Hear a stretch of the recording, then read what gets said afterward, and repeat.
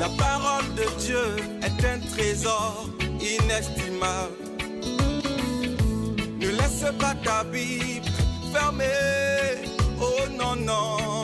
Lis-la, médite-la, nourris-toi. Lis-la, médite-la, nourris-toi.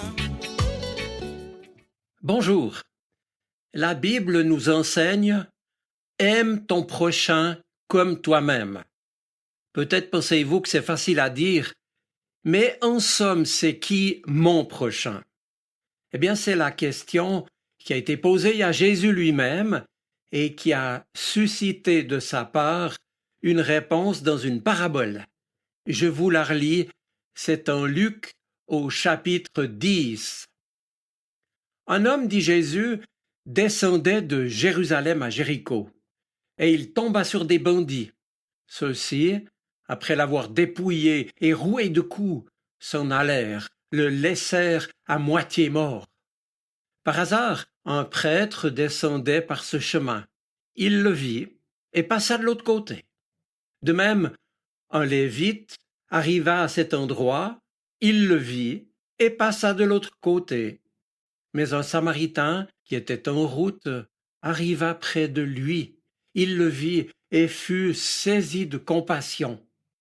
Il s'approcha et pansa ses blessures en y versant de l'huile et du vin, puis il le chargea sur sa propre monture, le conduisit dans une auberge et prit soin de lui. Le lendemain, il sortit 2 pièces d'argent et les donna à l'aubergiste en lui disant « Prends soin de lui. Tout ce que tu auras dépensé en plus, je te le rendrai quand je repasserai. » Puis Jésus, s'adressant à celui qui lui avait posé la question, lui demanda « Lequel des 3, à ton avis, a été le prochain de l'homme tombé aux mains des bandits ?» L'homme répondit « C'est celui qui a fait preuve de pitié envers lui. » Jésus lui dit « Eh bien, va, et toi aussi fais de même. » Vous l'avez peut-être remarqué, Jésus, à la question « Qui est mon prochain ?» a répondu par une autre question qui a retourné la précédente en demandant qui a été le prochain de l'homme tombé entre les mains des bandits. Et la question va même plus loin puisque dans la mesure où celui qui s'est fait prochain est un Samaritain considéré comme une sorte d'hérétique, les choses ne pouvaient qu'interpeller celui qui s'était approché de Jésus. Les Juifs, en effet, jugeaient les Samaritains pires que les païens parce qu'ils voyaient en eux non pas des étrangers, alors qu'ils étaient au fait voisins, mais des faux frères, des gens qui avaient abandonné et trahi la foi juive traditionnelle.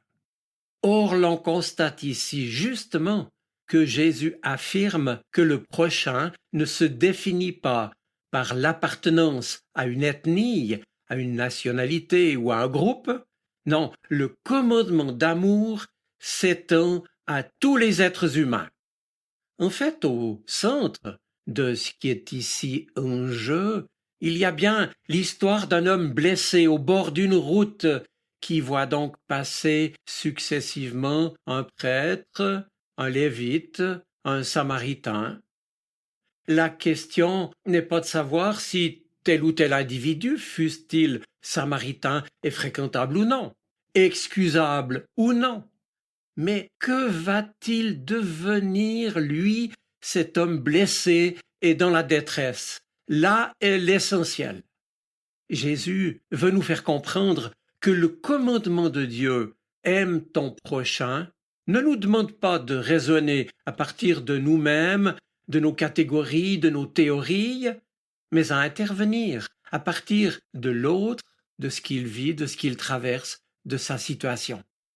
Il s'agit uniquement d'agir en fonction de ceux qui souffrent, de ceux qui sont dans le malheur. Bref, pour avoir des prochains, pourrions-nous dire, il faut donc apprendre à se décentrer de soi-même. Ensuite, Jésus nous montre que mon prochain, ce n'est pas telle ou telle catégorie d'êtres humains, je l'ai relevé, ce n'est même pas l'humanité tout entière, mais c'est celui ou celle que je rencontre sur ma route et dont je m'occupe. Et c'est ainsi mon attitude, mon comportement, qui fait de l'autre un prochain ou non.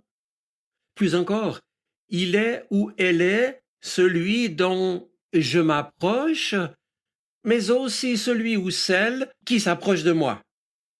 La perspective s'inverse donc aussi, puisque me dit Jésus, je suis moi-même le prochain. Le blessé au bord du chemin, ça peut être moi. De cette parabole se dégage dès lors, me semble-t-il, une triple interpellation. Premièrement, Jésus nous pose une question très claire et précise. Qui a besoin de nous? À qui pouvons-nous apporter de la compréhension, une présence, un soulagement? De qui sommes-nous appelés à devenir le prochain, c'est-à-dire à nous approcher, à mettre la force que nous avons à son service, comme le Samaritain l'a fait pour le blessé.